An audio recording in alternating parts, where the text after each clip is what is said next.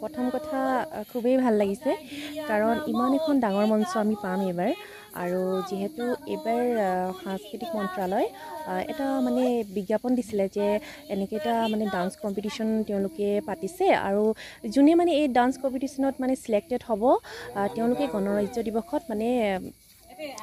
perform কৰিবলৈ সুবিধা পাব আৰু তেনেকৈ আমি 3 মিনিটৰ এটা ভিডিঅ' পঠালোঁ আৰু তাৰপিছত মোলৈ মেইল আহিল যে 30 নৱেম্বৰ যে তোমালোকে সিলেক্ট হৈছা আৰু দিল্লীত মানে ৰিপৰ্ট কৰিব লাগে আৰু তেনেকৈ আমি একচুৱেলি সিলেক্ট হ'লোঁ আৰু খুবেই ভাল লাগিছে আৰু বৰ্তমান আমাৰ প্ৰস্তুতি চলি আছে তালৈ যাবলৈ আমি 25 ডিচেম্বৰ তালৈ ৰাওনা হ'ম আৰু আমাৰ প্ৰেক্টিছ চলিব 26 ডিচেম্বৰৰ পৰা সম্পূৰ্ণ 24 জানুৱাৰীলৈকে তাৰপিছতে আমি 26 জানুৱাৰীত আমাৰ ফাইনেল প্ৰেজেণ্টেশ্যনটো তাতে দিম আমি সোণোৱালসকলৰ লেচাৰী নৃত্য তাতে প্ৰদৰ্শন কৰিম আমি মুঠতে 8গৰাকী যাম মিনিষ্ট্ৰি অফ কালচাৰে এইটো মানে ফাইনেন্স কৰিছে আমাক তাত যোৱাৰ পৰা থকা খোৱাৰ পৰা আদি সকলোখিনি তেওঁলোকে আমাক মানে আমাৰ যিটো খৰচ হ'ব তেওঁলোকেই বহন কৰিছে অহা গণতন্ত্ৰ দিৱসৰ দিনাখন সোণোৱালসকলৰ যিটো মহিলাৰ লেচাৰী নৃত্য সেই লেচাৰী নৃত্যটি গণৰাজ্য দিৱস দিনাখন পৰিৱেশন কৰিবৰ কাৰণে নিৰ্বাচিত হৈছে গতিকে এই লেচাৰীটো যে আমাৰ অসমৰ পৰা প্ৰতিনিধিত্ব কৰিব আমাৰ সোণোৱাল জনগোষ্ঠীৰ এটা ঐতিহ্যমণ্ডিত এটা নৃত্য লেচাৰী নৃত্য এই লেচাৰী নৃত্যটো তাত পৰিৱেশন হ'ব বুলি নিৰ্বাচিত হোৱা বুলি গম পাই আমি নথৈ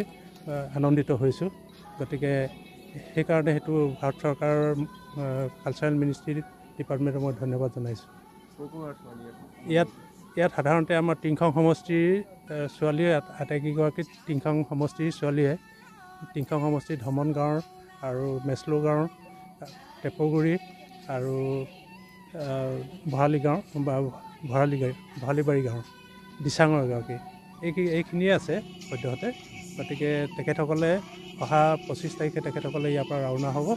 আৰু তাত গৈ দিল্লীত গৈ তেখেতসকলক কাৰণে মিনিষ্ট্ৰি অফ কালচাৰেল এফেয়াৰ্ছে সকলোখিনি ব্যৱস্থা কৰিছে আৰু তাত গৈ তেখেতসকলে ৰিহাৰ্চেল কৰি মেলি 24 তাৰিখলৈকে 24 জানুৱাৰীলৈকে ৰিহাৰ্চেল কৰিব 26 তাৰিখে গণতন্ত্ৰ দিৱস দিনাখন তেখেতসকলে পাৰফৰ্ম কৰিব